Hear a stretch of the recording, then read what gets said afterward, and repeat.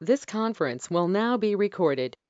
Right. So basically, looking at, in the first learning outcome on this particular unit, equal opportunity and diversity, we basically looked at studying, key terms which are primarily related to, understanding the word equality, uh, discrimination.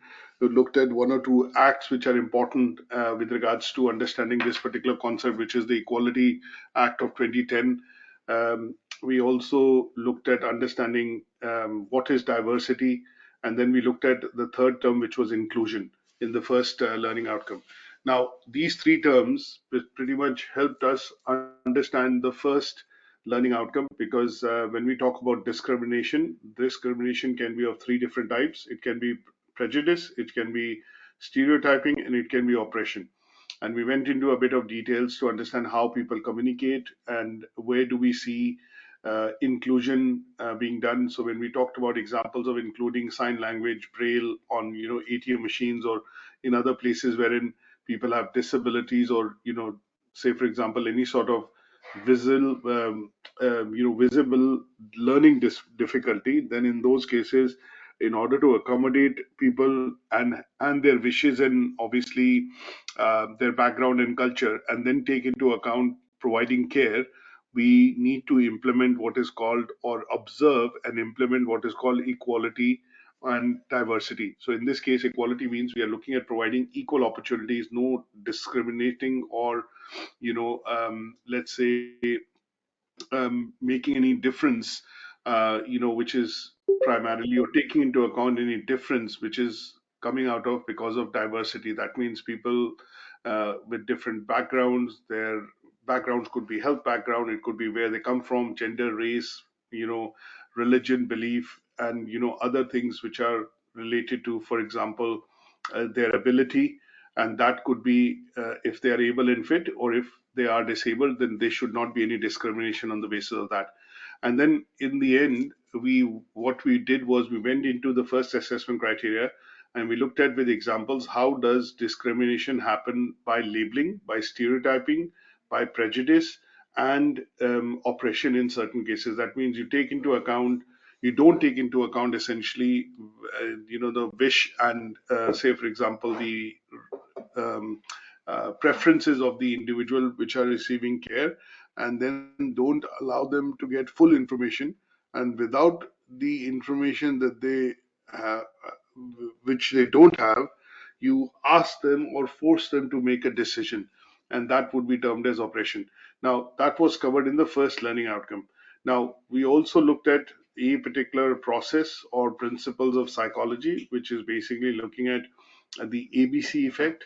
Now, if you recall, we talked about the effect, behavior, and cognition, and this, in some form or the other, effect is generally prejudice, because it is we are affected by our beliefs and our experiences of the past.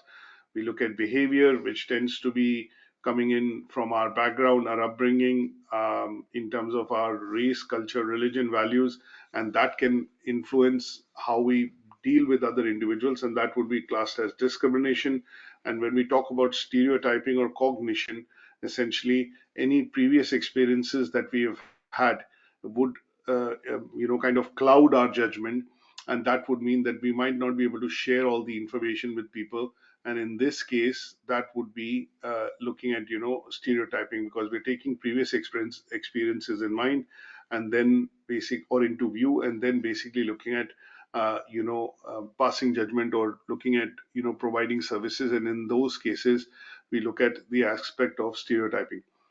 Now, there were two activities which were asked to complete. Basically, if I show you the presentation, I think there were two activities which I'd asked primarily to look into, so that you are able to clearly understand what is the with the use of examples, essentially, what is essentially prejudice, what is essentially stereotyping, and what is essentially looking at examples with operation. So what is operation, and you look at taking that into account by looking at examples. So here, if we talk about activity, this was a small activity which was mentioned, that you need to explain each of these terms in your understanding, what do they mean? So what does equality mean to you, what does inclusion mean to you, and what does discrimination mean to you? So put the definitions in the rows, and then in the second row, in the columns, put examples of equality, examples of how you look at inclusion, and examples of how where you see discrimination is happening.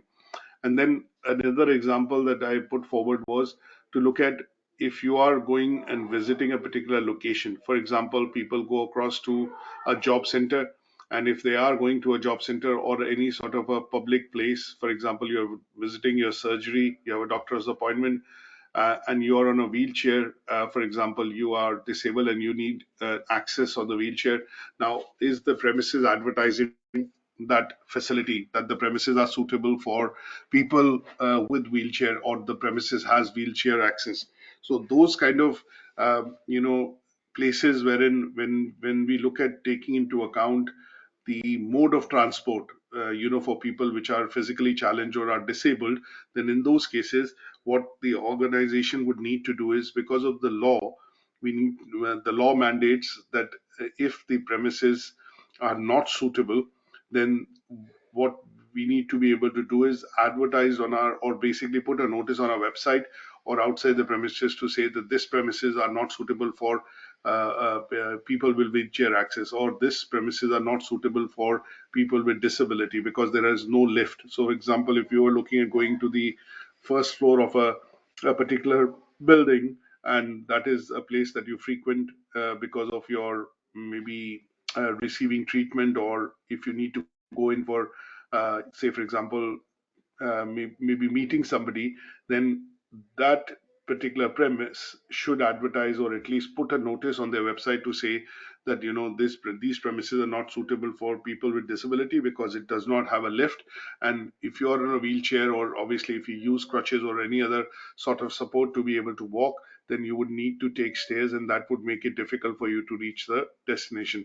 So here, keep some pictures in mind, and the idea was to try and create a narrative, and that would mean that how would you look at providing information to individuals in a suitable manner to say that this premise or this particular location that you're visiting, or a public building or a public facility that you're going to, is not suitable, essentially for disabled access.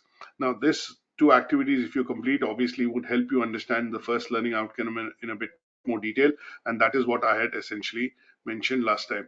Now, in terms of today's discussion, we are going to be looking at going into learning outcome 2, which has only got one assessment criteria, and it talks about here basically about how do we look at the origins of prejudice, stereotyping, and and oppression. So this is looking at going into a bit of a background and history into understanding how we see the origins of these.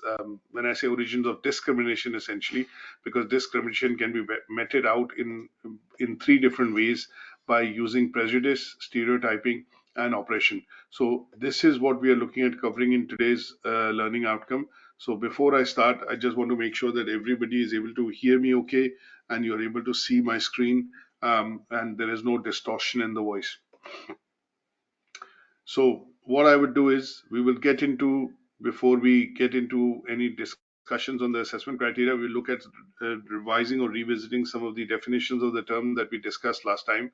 So the three terms which are key to this particular unit of equal opportunity and diversity are prejudice, discrimination, and inclusion. And in some cases, we will also talk about diversity, because obviously when we talk about equal opportunity, giving equal opportunity means that we are taking into account wish, preferences, cultures, beliefs, background of the individual, and that is why we have to look at inclusion and diversity. Now, prejudice, very clearly, the meaning of the word prejudice basically is something which is unjustified, or it means incorrect attitude. That means usually it is used in a connotation of being negative. That means you are looking at a group or an individual, essentially, wherein you're essentially being prejudiced by previous ideas, previous experiences, or what you've heard, and that is clouding your ability to be able to be having an open conversation, or having an or let's say, for example, building a relationship or providing a particular service, and that would be because you hold certain types of views against a particular type of race, maybe, or the background which the person comes from, and that would be termed as prejudice. Now, when we talk about discrimination, we are looking at basically discrimination in the form of, again, taking into account characteristics like your background, your values, beliefs, culture, race, religion, sex, marital status, your disability in terms of, in terms of how you fit, or in terms of any disability or learning disabilities. And when you take this into account, what you're looking at doing is basically, again, you would be indirectly or directly discriminating against the individual, because you are being clouded by some of the, let's say, um, cultural background or information that you take into account while providing that service. Now, when we talk about discrimination, discrimination can be direct discrimination, and discrimination can also be indirect discrimination. So, when we talk about Discrimination Act in particular, and in general, when we go into a bit of detail, what you will generally see is that the Discrimination Act of 2010, which was put into place, it was initially introduced in 1975, but obviously over the years it has undergone revision. Now, this is generally part and parcel of the Equality Act. And when we talk about the Equality Act here, the laws of discrimination, which was Discrimination Act of 1975, have been replaced by anti-discrimination laws, and a single act now has been put into place by the government in the UK, and that basically incorporates inclusion, diversity, and discrimination, and that is the Equalities Act of 2010. Now, when we also talk about discrimination and discrimination types, we talk about two different types. One is indirect discrimination, and the other is direct discrimination. So when we talk about discrimination directly, that means you're treating a person worse than the other because of some characteristics. So in this case, you're basically looking at favoritism, and because of that particular person being more close to you, or that person to a certain extent, then in those cases you're looking at directly discriminating by giving preference to one over the other, and that would be termed as direct discrimination. Now, the direct discrimination could be a simple example of that could be when you have a number of colleagues and you're a manager, and a number of colleagues are essentially working, and somebody is coming up, when the reviews come up, and you only promote a particular person which is closer to you, and that would be a case of direct discrimination. So sometimes you would see that in some cases you are giving favoritism, or essentially considering somebody to give more favorable, let's say, opportunities, and that essentially would be direct discrimination. Indirect discrimination tends to be when you put a rule or a policy which is in a particular workplace, and the way you implement that could have an impact on what is the outcome of that implementation on a particular person, department, service, or in a particular situation. And in those cases, what you would generally see, because you're interpreting it in a way which is going to be useful for you, or disadvantageous for the other person, that would be essentially be indirect discrimination. So in this case, you might say that if you put in an application, for example, say to the council, just as an example, and you put in an application to the council that you would need maybe a disabled badge for your car. Now, if the council does not, send somebody over to do a proper assessment to see why you require it, or just basically puts the application on hold, you would generally feel that there is indirect discrimination which is happening, because a couple of blocks down the line somebody else has been able to manage it, or somebody is able to get it, and although you have provided all the documentation like a doctor's report and other bits, but it is still not led to a decision, and in this case you would feel there is indirect discrimination. Another good example of that would be sometimes when you look at boarding a flight. And when you look at boarding a flight, what generally most of the flight attendants and the ground staff does is that they allow women and children first. Now, in some cases, if they allow women and children, but also let somebody else get into the queue and board the aircraft, and you feel that you are standing and you are in the queue, but how come this person has gone in when the person does not have any disability, or is not on a wheelchair, or requires assistance, neither has children accompanying him, but how come him or her has been allowed entry? And that would be a way of looking at how indirect discrimination happens. So there are ways in which we see on a day-to-day basis discrimination happening, and the Equality Act, essentially, which has been put into place at the place of work by the government, which is the Equality Act of 2010, allows for organizations, providers to be able to put policies in place which, when implemented properly, eradicate discrimination at its roots. So it does not allow any sort of discrimination or prejudice or stereotyping or labeling to happen at all, because the policy itself mandates that this is how the things have to be done, and procedural things then follow that course, and that would allow discrimination not to happen. You can see this, something which sometimes happens is when you look at surgery, some of the surgeries don't have an electronic appointment system. So when you call in or you do a walk-in surgery, and obviously if there is a phone system, there is an audit that can be done to see if there are certain calls which are being given preference or they are going past the list. So all these would be an example of indirect discrimination, because you are not going to see which patient or which caller which is called the surgery is given an appointment. Sometimes when you speak to the surgery and you speak to the people at the reception, they would say, okay, if you're working, then or if you're not working, or if you are a child under the age of 16, or if you are a senior citizen and retired and over the age of 65 or 70, then they would give preference to you taking medical appointments is because of your conditions. That would not be direct or indirect discrimination. That is because it is mandated in the in the NHS that the services to certain sets of sections of people, especially children and old age people, need to be prioritized because their conditions could be vulnerable and obviously fatal. But sometimes you feel that just because I'm working and I've not been able to take an appointment, you feel that the practice nurse or the receptionist has not given you one, because they say, could you call in and come in the afternoon rather than early mornings or late evenings. So in this case, you feel that there is a slight bit of indirect discrimination because of the ability, and here they are not prioritize me although I'm having fever or running fever or whatever condition that you have. And in those cases you feel that can be a way that you generally see sometimes discrimination can happen. Or you've been asked to see the doctor, you've asked to see the doctor, but on that day when you come in for your appointment, you are basically asked to see a clinical nurse rather than a doctor, and you again feel that there are bits and pieces of discussion that you cannot do. You raise a complaint if possible, and that could be looked at from an aspect that, okay, I've asked for a doctor's appointment specifically, but I've been given a clinical nurse because of whatever reason. And that could also be some sort of wait for the reception and the administration team to go through a number of patients, but you feel that you are indirectly discriminated, that okay, somebody has gone in and they've seen the doctor and somebody's gone in and they've seen the nurse. Now, there are lots of examples of discrimination that can be looked at.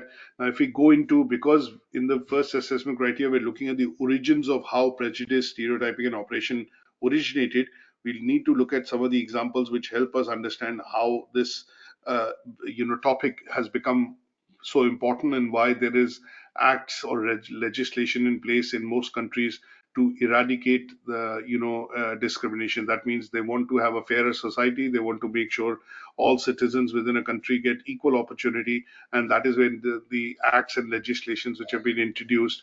In Europe, there is similar legislation. In UK, we have the Equalities Act. Along with this, there are a number of other acts which allow discrimination in any shape or form to be eradicated, and we need to look at some of the origins of how this has come about. Now, when we talk about racial discrimination, there are two stark examples that we are all aware of, and probably we have learned or read about this in the history. So when we talk about apartheid, specifically when we look at Africa, South Africa, or in places where British have ruled, in certain colonies they practiced apartheid. That means there were places which were out of let's say out of limits for black people. And in those cases, when we look at a policy of segregation or separateness, which was literally followed, that was basically discrimination on the grounds of race. If you're not white, you couldn't go to this beach. If you're white, if you're black, you couldn't go to this pub. Even in other colonies, if you look at where British ruled, they had created these segregation, through the route of applying discrimination, and that particular term was called apartheid. Now, apartheid was a term which was predominantly used in South Africa, and Nelson Mandela, over the years, liberated this, and obviously, now most of the law policies and bits in South Africa are, taking into account that because it's a majority country, and non-whites people should also be able to, or essentially native people should also be able to get the same rights and let's say facilities as others. And there's a long history behind it, in terms of, because the British had colonized South Africa. Most of the land was owned by uh, British, and essentially most of the workers within the farms were the local native people, and that created a lot of disparity, and obviously that was racial discrimination. And there's a lot of violence, bloodshed which has happened in Africa, in South Africa in particular, and that was finally removed when the system of apartheid was dismantled and done away with. So between 1948 to the early 1990s, we see this particular system being put into place by British, which had colonized a lot of countries, and obviously as they started to gain independence, this was done away with.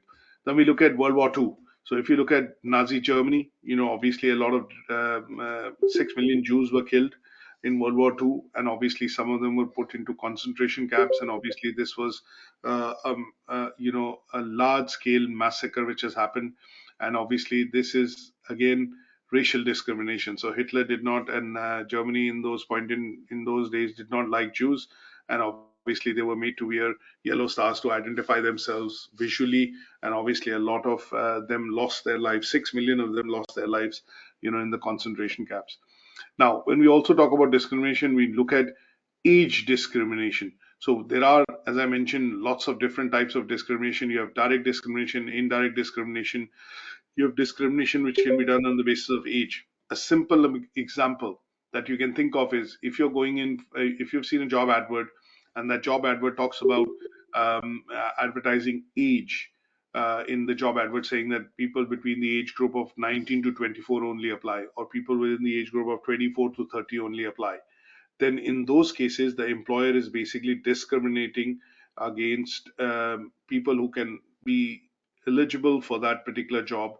But because they put an age group, that means they're discriminating on the basis of age.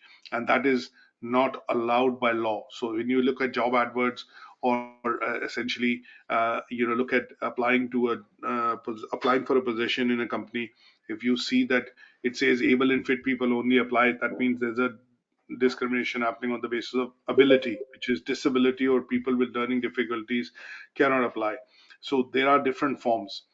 Gender discrimination, again, I would put it this way, that if you look at a job advert wherein, if the surgery, for example, is recruiting staff, and they mention that female candidates only apply, then this will be gender discrimination. Or if they say in certain positions that we only need, say, when security jobs are advertised, if they say men with this particular description or this particular body type with height or this and that apply, then obviously that would be treated as gender discrimination.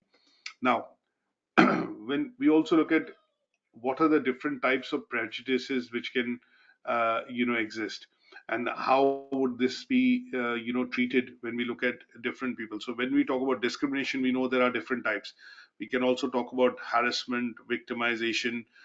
They would be basically different forms of discrimination. We also need to look at what are the different forms of prejudice. So when we talk about different forms of prejudice, what we are looking at here is basically talking about prejudice, which is essentially happening on the basis of sexism or gender. So you're looking at basically being biased on. So when we talk about the word, prejudice and its meaning, what we are looking at is a preconceived opinion that you have, which can be based on a particular reason or an actual experience. Now, if we look at doing prejudice on the basis of sex, then it will be called sexism. That means, for this jobs, or when sometimes we hear terms like, okay, for HR jobs, females normally are more suited. Now, this is being, this is being sexist in the sense that you are only looking at considering women to apply in those positions. Sometimes you would look at, when we talk about differentiation between prejudice and discrimination, what we then look at primarily is that the difference between the two is that when we talk about prejudice, we are biased on the basis of our thinking because of the experience that we have had, or an opinion that we have got. So you're basically biased on the basis of your thinking because of your past experience or thinking. When we talk about discrimination, we are looking at discriminating against a particular group or an individual type of individual coming, or groups essentially. But this is taking into account their race, ethnicity, religion, health, some of the other things that we talk about, like ability, and we talk about values, culture, and belief.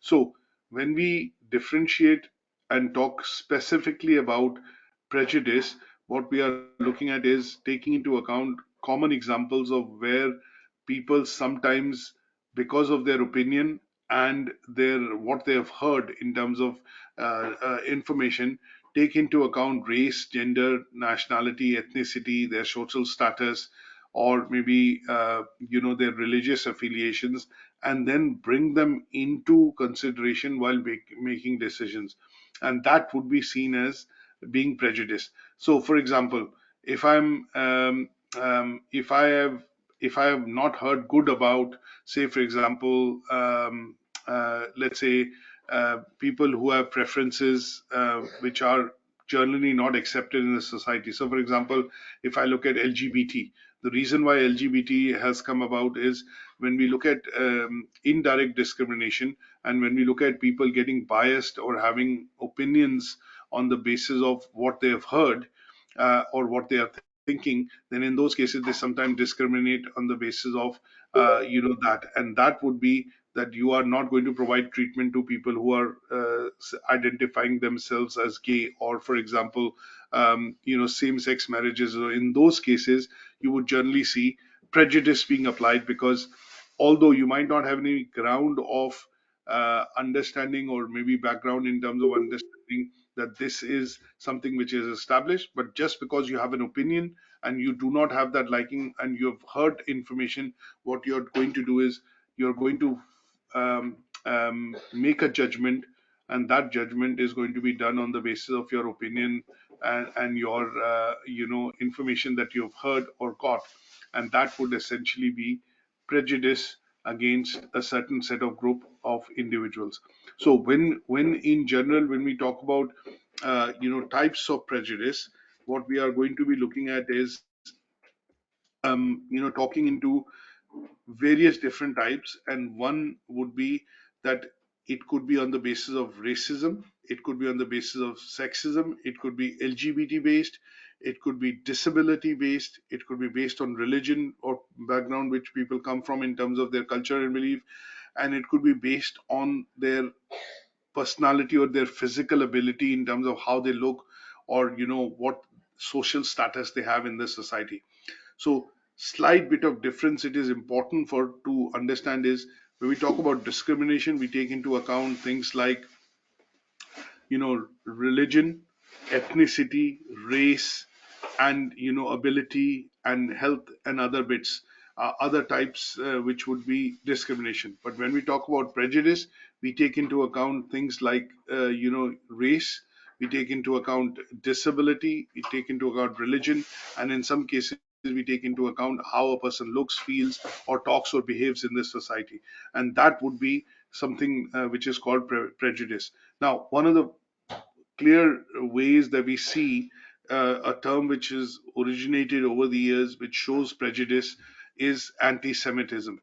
So when you have views which are basically conflicting with views of what and how Jews believe, then you are considered to be, or if you met out a behavior which is going to be slightly different from how you meet somebody from another community and how you meet a person from a Jewish community, and if you're discriminating or showing differences in terms of how you go about treating that individual or meeting with that individual because of their background, and in this case their religion, you are looking at indirectly being prejudiced, and that is being in anti-Semitic. Now, if we look at the same aspect of Islamophobia, or people who have, if they see that, okay, after 9/11, this became quite prevalent, that people with beard or, wearing some sort of a headscarf were, prejudiced, or basically, victims, essentially because they thought that these people are the ones which are primarily, which has caused, this particular outbreak, and, they could be terrorists and things like that. So here you're being biased by your opinions and what you've seen or heard, and in those cases that would be termed as prejudice. Now, this is very important to understand, because there are very small but subtle differences between what is prejudice and what is discrimination. And it is important to understand that this can be meted out, and sometimes these terms can be, say for example, um, used interchangeably, but they are very, very different. So if I say, are prejudice and discrimination the same thing? No, they are not. Prejudice is primarily talking about the negative attitude, or the opinion that you would met out because of the information and experience or past experience that you've had. And discrimination is about when we take into consideration their background, their race, their religion, their beliefs and culture, and where people are coming from.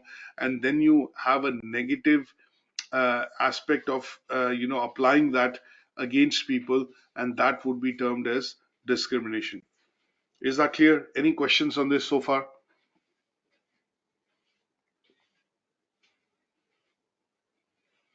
Okay. Um, so Yeah. more or less, there's a thin line between discrimination and prejudice, because Yes, they're they are so different. similar. Yeah, from even your explanations, it seems like they're so similar. So one's based on just the negative opinion, and while the other is based on race, culture, and all the others. Yes. That is correct, yes. So when we talk about prejudice, we will be talking about maybe some of the same factors which will be taken into account, but it will be the opinion, or it will be the past experience which will allow, or basically cloud your judgment, and the way you deal with the person in that or a group of people, you will basically be negative in your attitude. So prejudice will be related to attitude, and discrimination will be related to aspects that you will use, which are like your gender, your sex, your background, your culture, your values, and you will have and use these to create a difference in terms of how they apply to the individuals. So the best way to understand the difference between the two is look at the way you would deal with a person, just because you're dealing with somebody that you know is from a particular background, but your attitude in terms of providing that treatment or that service would be different. But when we talk about discrimination, the way you would provide that service, the outcome of that would be different from individual, because you are taking into account their race, background, ethnicity, culture, sexual orientation, ability and other things. So an example here would be, I might provide and serve, if you go to Argos for example and you ask for something, the same customer service person, somebody in customer service would serve you by greeting you, by obviously making a conversation, and then helping you to pick out the right product. And that would be because the person is aligning with you, or maybe likes you or likes your personality, and here his attitude towards providing the service that you have come into, or the product that you come in to buy, would be more congenial. But if I look at disc, and that would be the person is providing you the service without prejudice, because they are having a positive attitude towards you. But the same person, another person, or maybe the same person provides the service to another customer, and that customer, when they've gone in to buy the same product, but the person does not have a conversation, just brings in the product, answers the question yes and no. So in this case, the attitude of the person to try and help out and make conversations or provide service to that person is clouded, or basically, not the same as it was done with the first customer, is because he or she has actually taken into account maybe the factors like how you dress, or for example how you're say for example having a conversation, or what your personality is, and and they have been taken into account, and that has shaped the attitude in a way which appears negative, although the person is serving you or providing you the product or the service, but the way in which it is being provided, the attitude comes in, and obviously he would say, oh no, we don't have it. Do you want to buy or not buy? And the other way would have been to say, okay, I think we don't have this product in, or we don't have an equivalent on this, but I can provide you an equivalent product which would be doing the same functions. Look at this box and this box. So there is a difference in terms of how you've dealt with that person, and that is because you have taken into account their same background, how they dress, personality, and then your attitude is shaped up in providing that service. And on the other hand, you would probably be looking at the personality, but you are basically taking into account after the interaction things like, where they come from, or maybe their personality and overall package in terms of race, sex, religion, cultural beliefs, and then you do it. And then in that case, the negative attitude allows you to provide the service, but in a very different way, which would not be very congenial for the customer, and the customer would not feel that this is something I would like to buy, or maybe the customer might change his mind because they would say, okay, this is not something which is coming in, and maybe he or she is not understanding what I'm here to buy. So the differences would be on the basis of attitude, and taking into consideration the traits which we talk about in terms of discrimination, and they could be on the basis of sex, race, and your social status, or your background, and where you come from. So factors and attributes pretty much are very similar, but the way the connotations are and the outcome of that is slightly on the basis of just the attitude, and how you consider this in terms of behavior, which is in the case of discrimination. Because discrimination, I don't know whether you recall, but in the first presentation that we discussed, there are three different terms. There is cognition, there is behavior, and there is attitude. So attitude is related to prejudice, behavior is related to discrimination. So the implementation of taking into account race, sex, religion, all that is going to be implemented out or vetted out in your behavior, and that would be discrimination. But when you have an attitude, and that is influenced by the background, sex, race, religion, that would be on the basis of, that would then be what is on the basis of attitude, and that will be shown as what is called prejudice. So you have to keep in mind, when prejudice comes, you think of attitude. When discrimination comes, you think of behavior, and this is where it will be using or helping you differentiate between the two, because they take into account the same attributes in both cases, but discrimination is influenced by behavior, or is enacted because of your behavior, and prejudice is enacted because of the attitude you develop, because of the information that you have, or the past experience that you have. Is that okay? Okay, with this, Yes. now what we are going to do is discuss the first assessment criteria. Now here we talk about the first assessment criteria. That's the only one which basically says evaluate explanations of the origin of these three different words: prejudice, stereotyping, and oppression.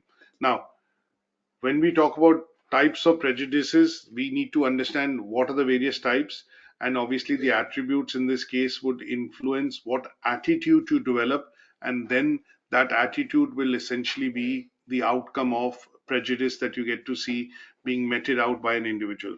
Now, the origins of the word prejudice come, and there are some theories which are to be looked at, and these theories typically include the four common types, which is: one is social identity theory, there is scapegoat theory, there is authoritarian and personality theory, and there is cultural theory.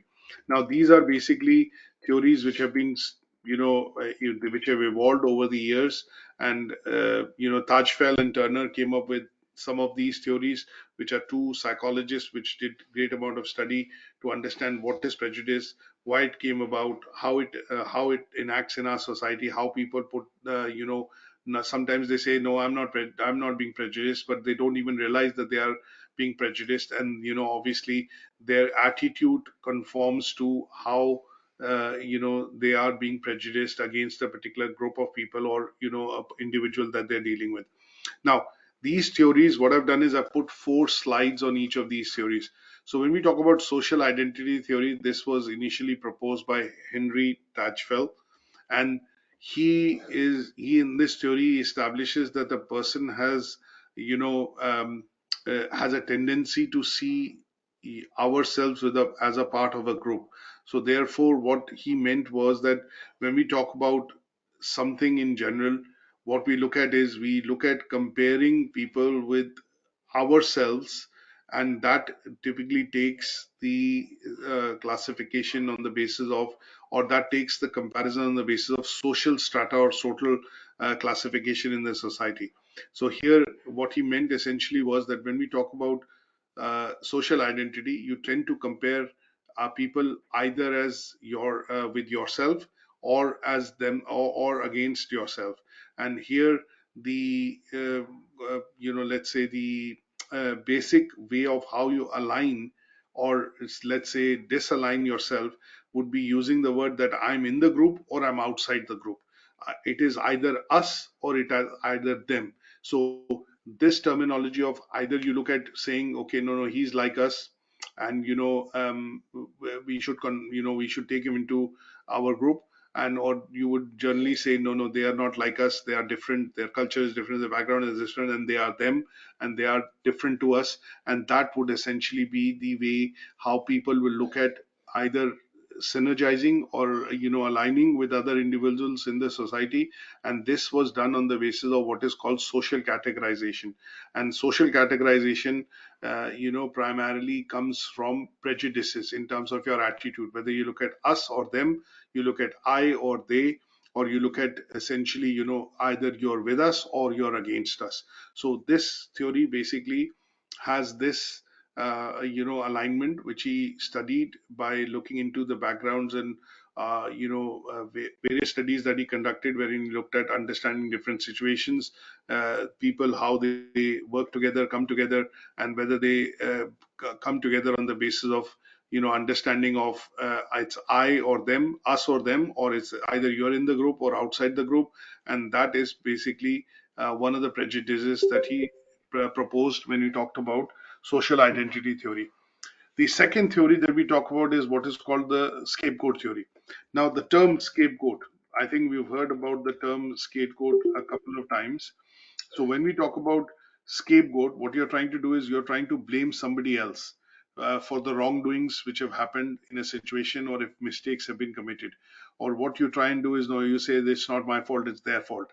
And in this case, what you're trying to do is come up with reasons to say and justify that this is not something that you have done, this is something that somebody else has done. And what you do is you put all the blame, or essentially you try and put the blame by creating a lot of reasoning around it. And that would be termed as, you're trying to sometimes you say, they made me a scapegoat, but they've not addressed the real problem. They've addressed, and in those situations, what you tend to do is blame the other person for the wrongdoing, or a group of people for the wrongdoing. Now, in when we talk about the scapegoat theory, what we are looking at is, here generally what you see happening in the society is people with higher social strata or higher status in the society are able to use their higher position to basically banish or blame, or let's put it this way, say that these problems are occurring because of somebody else or people in the lower positions. So in this case, scapegoating theory essentially establishes that when we talk about how people would essentially look at blaming others for their problems, they will be looking at doing so because of their social stratification, or for example higher status in the society. And that would essentially be because of the fact that they are able to use their position and their clout to be able to put blame of a mistake, or an outcome which has happened, and they are able to escape from that particular situation. So in this case, when we look at doing a bit of if we dwell deeper into this particular theory, this theory will focus on talking about the act of blaming people who are not in the group.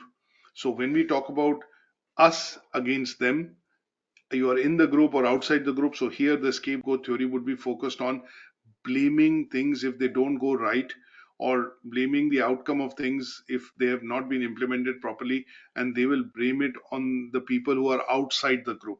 So scapegoating will essentially be the act of blaming people who are outside the group, and people who are inside the group will basically show frustration in terms of why this has not met that outcome.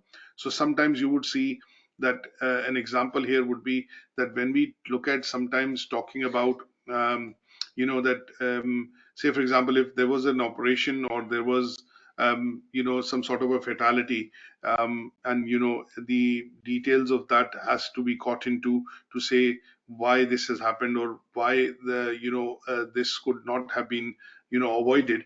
Then in those cases what you would generally see is people will look at their roles and responsibility, and what they will do is they will align and form a group. Now, I did my bit in terms of medication, I did the change, I did this, I did that, but that person or this group did not do these things on time, and that is why it has led to this particular outcome.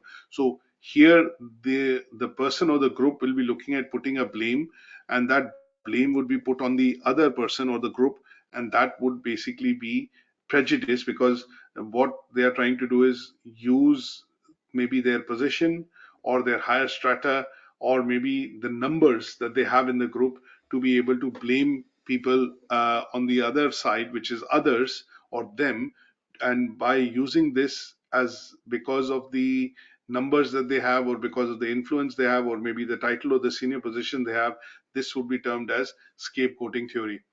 The third one that we talk about is authoritarian personality theory. So here, when we talk about authoritarian personality theory, this is built upon the idea that people with authority would be able to make decisions. They'll be able to comply with the policy and procedures. They might choose not to comply, but they will be able to get away with it because they have the authority. So the buck stops at them, essentially, if we use the term. And that would mean that in some cases, these people with authority essentially would be looking at having the ability to be able to, let's say, prejudice against people who are junior, or maybe do not have, say, for example, a straight line in terms of connection to their boss. Now, sometimes you would see there is a bit of favoritism which happens within the organization. And that favoritism happens is because you're very close to your boss or your manager, and you might want to look at, say, for example, in this case, sometimes when you look at work shifts which happen within hospitals, you generally see that if you wanted a day shift, but you always end up having a night shift, and you have a word and discussion with your manager, and the manager looks into your reasons, but then still also says, no, there is no way that I can change your shift to night shift, because the day shifts are already full, and we have other staff which have given these preferences. So this is something what the person might do is have an ability to change your shift over a point in time, to say, okay, we have a shift pattern for next 4 weeks which are already scheduled, but what I'll do is I'll consider your request, and then once this comes up for change after 4 weeks, we will look at putting you into the day shift, and I'll check with others if somebody wants to move to a night shift for a couple of weeks. Now, if that attitude or that discussion does not happen, then in those cases, the person, if you are a favorite of that manager, or if you're you are generally close to that person, then you would generally see that you will probably be given out what is called a bit of favoritism. And in those cases, because you have a straight line access to your boss, that means you're one on one with your boss, you are able to basically use their authoritarian and their personality, and obviously you are able to then only get day shifts as against night shifts. So in this case, what you will generally see, there could be prejudice applied because the individual either does not like you or despises you.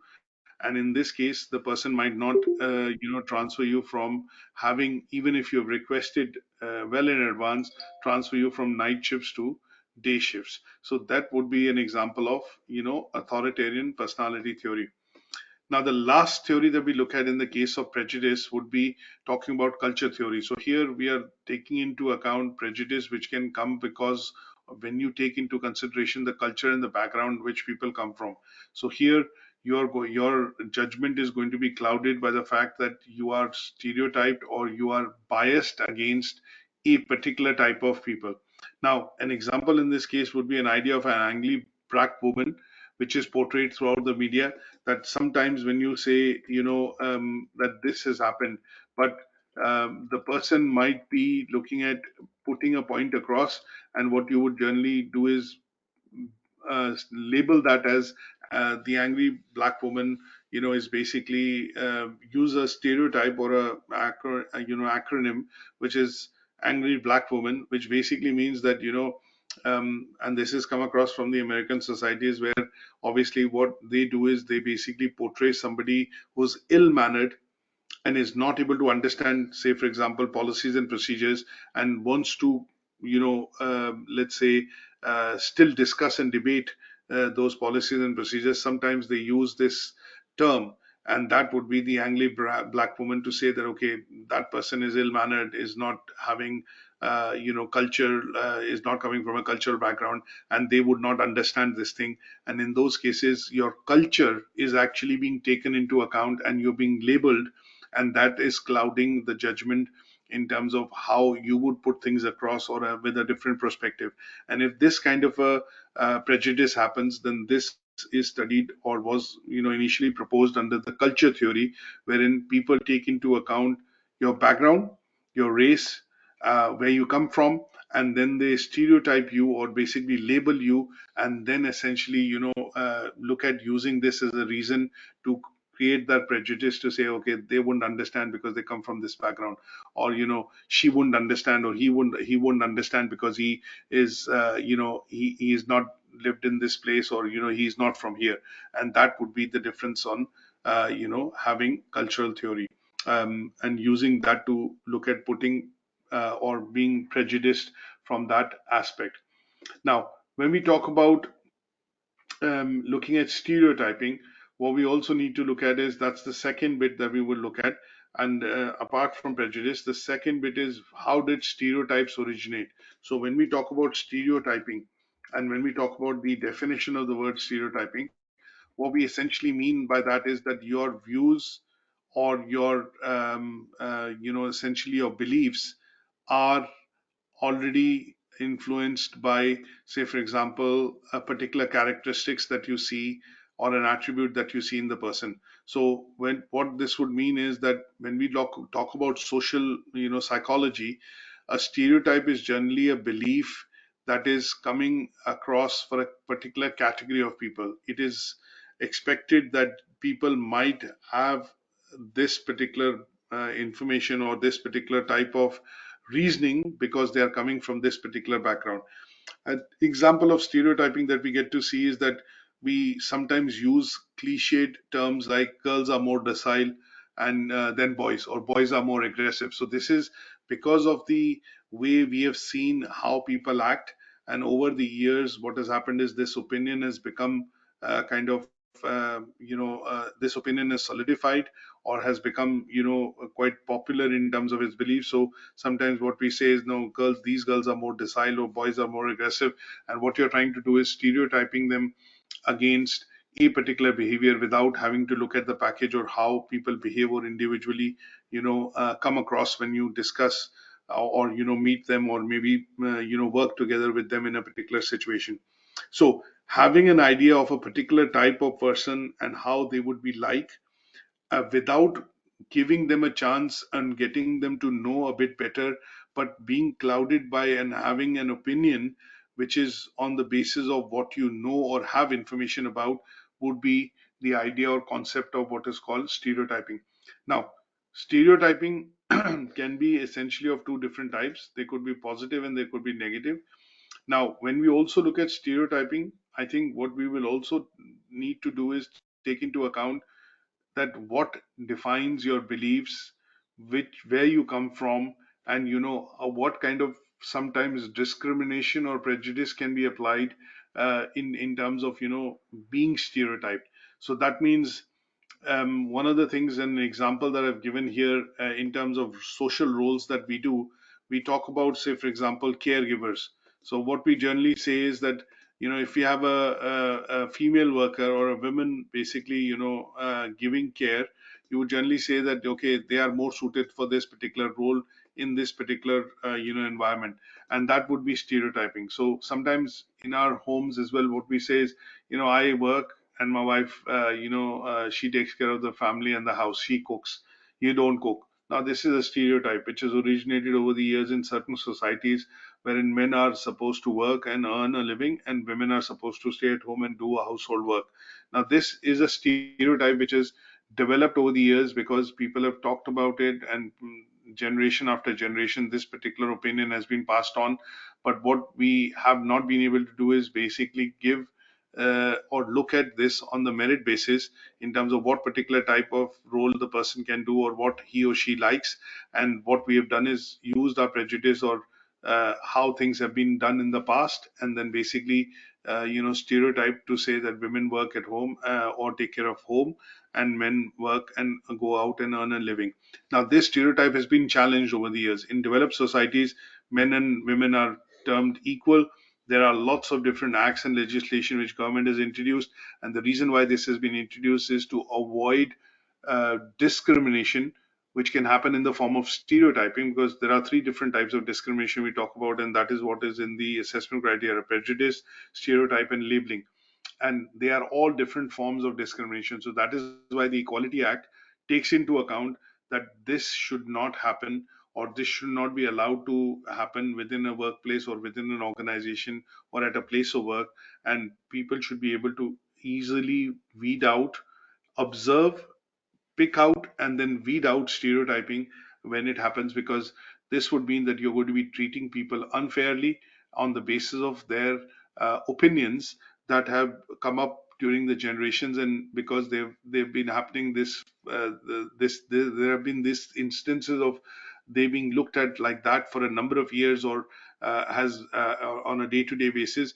This has kind of become what is called that it is something which is observed, and it is something which is accepted. But sometimes what you have to do is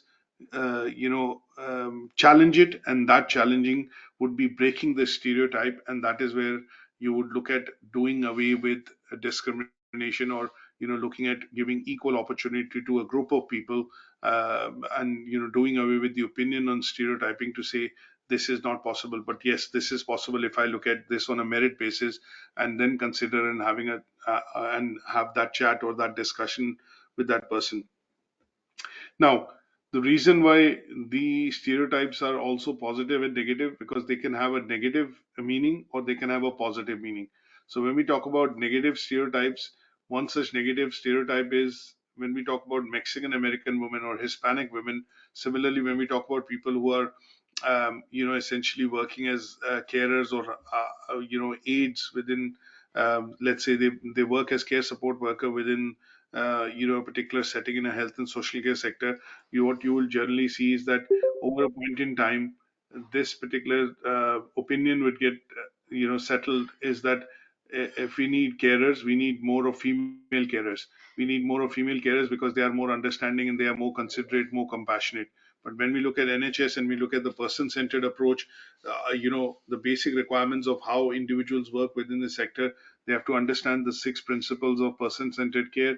That means you have to have care, compassion, courage, and then also have the ability to be able to take into account what kind of care has to be given, and that is something which is similar across males and females. It is not something that this would have a different interpretation for people working as carers who are male, or people working as carers who are or females. So in those cases, you would generally see that what we need to be able to do is challenge this negative stereotype, and that is something which has got established over the years, because that is how society has seen it, from an aspect of being put into practice.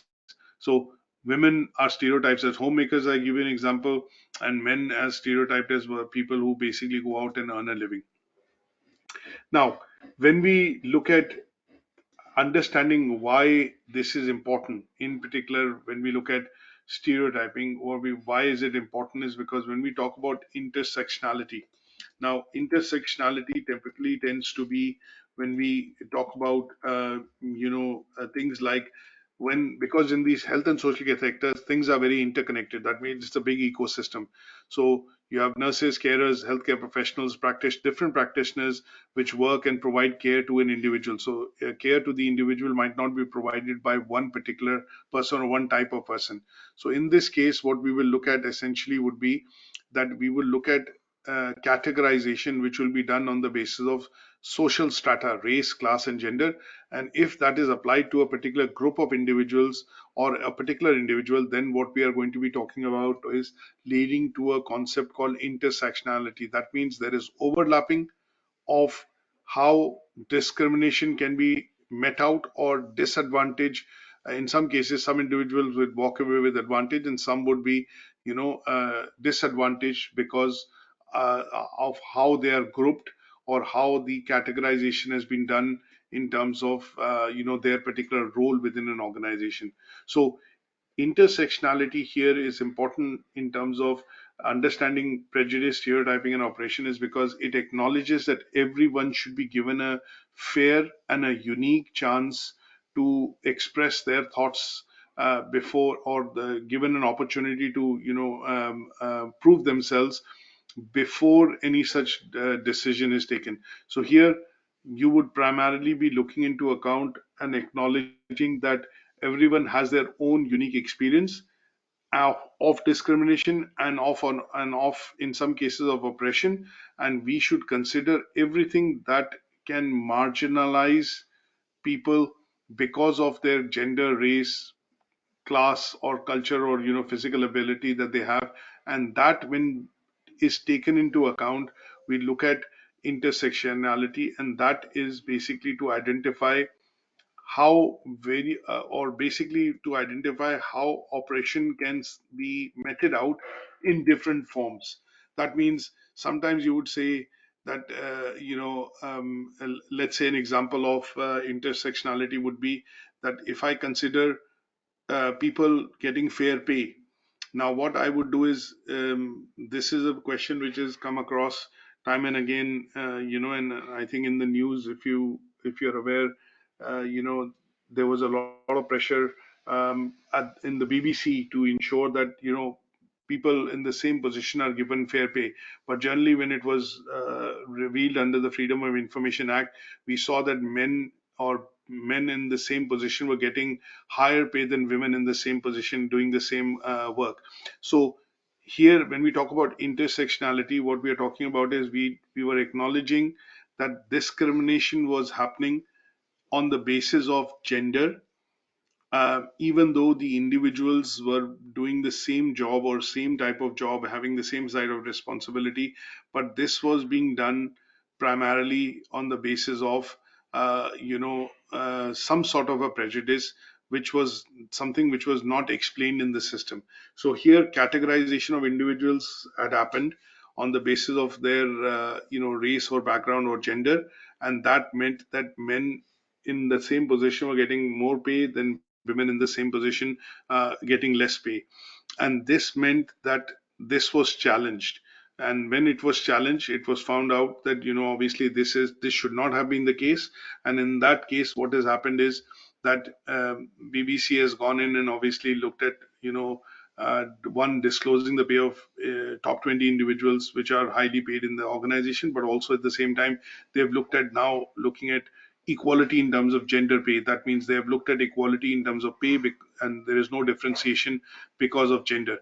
And this has meant that fair treatment is given to the same set of fair treatment is given to people which are coming from the same group or are coming from the same department, which are carrying the same responsibilities.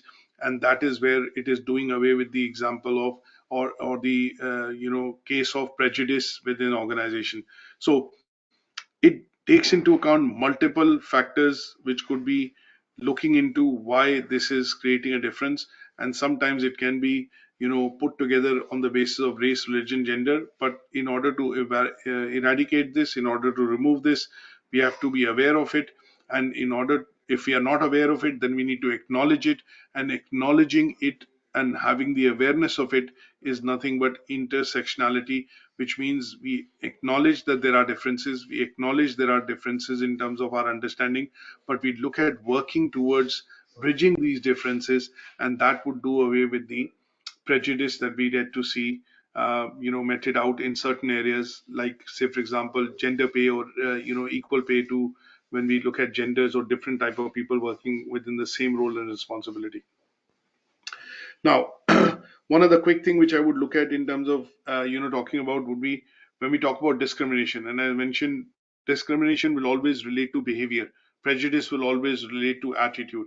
So when we talk about discrimination, we are looking at essentially how people take in information and how they behave against or in front of other sets of people, and that would be looking at essentially the way in terms of how discrimination is meted out. Now, very briefly, looking at origins of stereotyping. So stereotyping originated as a word in the 1850s, and this is particularly a word which came across and was used by the American journalist called Walter Lippmann, and he basically coined this term that people can be biased on the basis of their preferences, appearance, and ability, and what people then tend to do is put and behave in front of a set of people in a particular fashion, and then they would either align them as in the group, outside the group, or relate them to a particular situation. And when we look at terms like angry black woman, things like that, they would be stereotyped on the basis of, okay, she comes from this or he comes from this background, and that is where this particular let's say an attitude would essentially be, or this particular behavior would be shown, not attitude, behavior would be shown by this set of people or individuals. Now, there were lots of theories which have also been proposed in the case of stereotypes. So there is one theory which talks about, which was basically introduced by Katz and Brawley, and this is basically the theory which was proposed in the early 1930s, and it talks about stereotypes being created on the basis of ethnic groups. So here, this particular theory talks about primarily, looking at stereotyping people essentially on the basis of the race they come from or the ethnicity that they have. Now, there is a particular article that you can read which will give you a bit more detail should you want to go into a bit more depth of understanding the origins of the word stereotyping. And I think one of the good articles that you can look at would be on Wikipedia. And if you type the word stereotype, this is going to give you a bit of background in terms of how it originated, where it came from, and why this has become a word which is now synonymous and used quite regularly when we talk about discrimination. Lastly, I'm just going to look at very quickly the origins of the word oppression. Now, what does the word oppression mean? The word oppression comes from word oppress, and it basically means to press against, squeeze, or suffocate. So essentially, when we look at oppression, what we are trying to do is basically ask somebody to do something which is going to go against their wishes. You're going to ask them to do something in terms of their job, or if you're providing a particular treatment, and if it's not going well, then you're going to not listen to the person and say, okay, that's the only way we can treat this. And in this case, you're doing or providing treatment against the wishes of the person, and you're not taking into account the needs and preferences of the individual. So oppression tends to be providing or having a malicious intent or providing an unjust treatment, and this is because you able to use your power. Because if you're a doctor and you say, okay, no, this treatment has to be done without taking into account what could be the other methods possible, or taking into account the needs and preferences of the patient, then you would say, oh, no, no, this is the only one possible, we need to do this.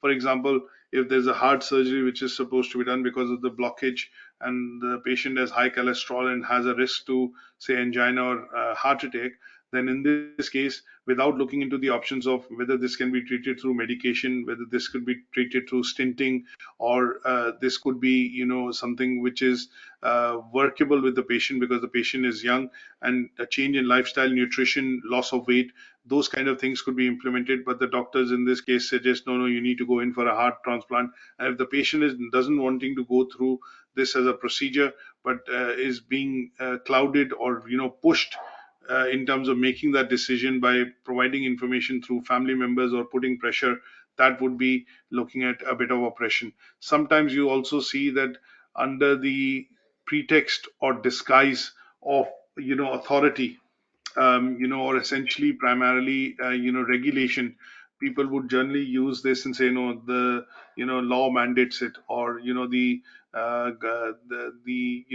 legislation is such that this has to be done. There is no compromise, and you're using the law as a pretext to be able to oppress the opinion or the judgment and the wishes of the patient, and in this case putting pressure by using law or legal regulation, then that would be also termed as oppression.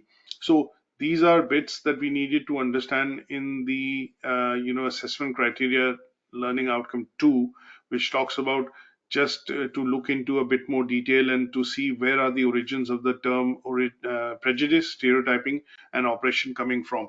Now, there are lots of websites which you can look at for reading into more detail.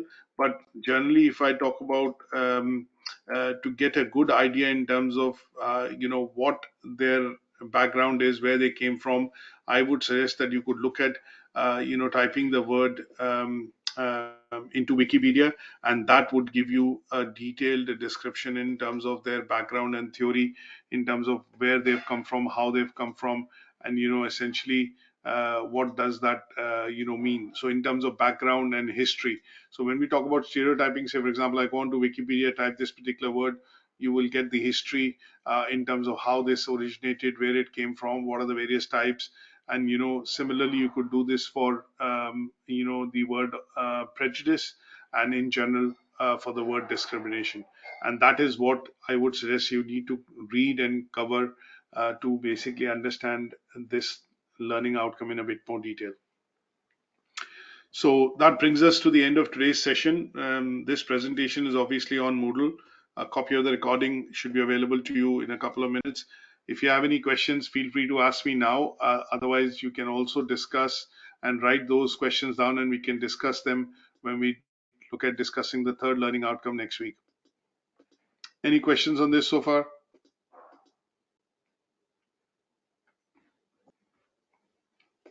Okay, that's great. So if there are no questions, I'll end the session, and then I'll catch up with you next week on Friday.